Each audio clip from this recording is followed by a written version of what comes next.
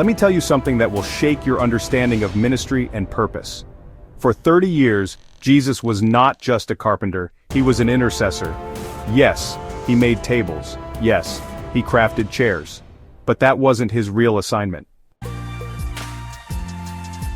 You think the Son of God, the Lamb who was slain before the foundation of the world, spent 3 decades just working with wood? No, my friend. He was warring in prayer. He was training in silence. He was laboring in the secret place. While the world saw a quiet carpenter, heaven saw a hidden warrior, being forged in the fire of intercession.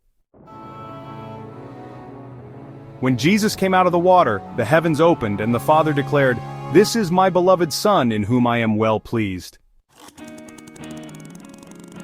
But let me ask you, was the Father pleased because of the tables he made, because of how straight the chairs were? Of course not. The Father was pleased because Jesus had labored in the Spirit for 30 years. He was saturated in the Word. He was consumed with prayer. He was aligned with heaven's timing and purpose. Let me speak to every believer who's waiting. I'm just waiting on God. I'm waiting for my breakthrough. I'm waiting for my ministry to start. Don't just wait. Labor in the secret place. Because Jesus waited 30 years, but he wasn't idle. He was preparing, praying, fasting, listening, obeying, growing strong in spirit. Just like Luke chapter 2 verse 40 says, "And the child grew and became strong in spirit, filled with wisdom, and the grace of God was upon him." That's what the secret place is for. It's where grace is deposited and strength is built. You see, waiting in the kingdom is not passive, it's active preparation. Isaiah chapter 40 verse 31 says, "They that wait upon the Lord shall renew their strength."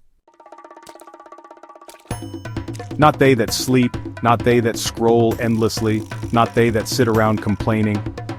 It says those who wait on the Lord, that means those who seek him, pursue him, labor in prayer, will rise with new strength. Look at David, anointed king as a teenager but went right back to serving sheep and singing to God. When no one saw him, heaven was watching. Look at Joseph, gifted with dreams at 17 but thrown in pits and prisons for years. Yet in the secret place, God was refining him for the palace. Even Paul, after his dramatic encounter with Jesus, didn't start ministry the next day. Galatians chapter 1 verse 17 tells us he went to Arabia first, to be alone with God. Why? Well, because public power demands private consecration. You want to be used by God? Start in the secret place. That's where Jesus started. That's where David was forged. That's where Paul was transformed. That's where revival begins. Don't envy those on the platform if you're not faithful on your knees. Don't desire public ministry if you're neglecting private devotion. Because honestly, the oil doesn't flow from hustle. It flows from the altar. So today I challenge you, build your secret life with God, fast and pray when no one's watching, study the word like you're preparing for war, worship when there's no audience.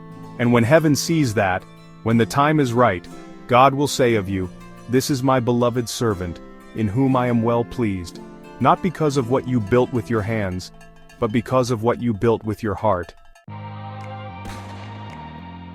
Don't just wait, labor in the secret place, subscribe, share, and raise up a generation of hidden warriors.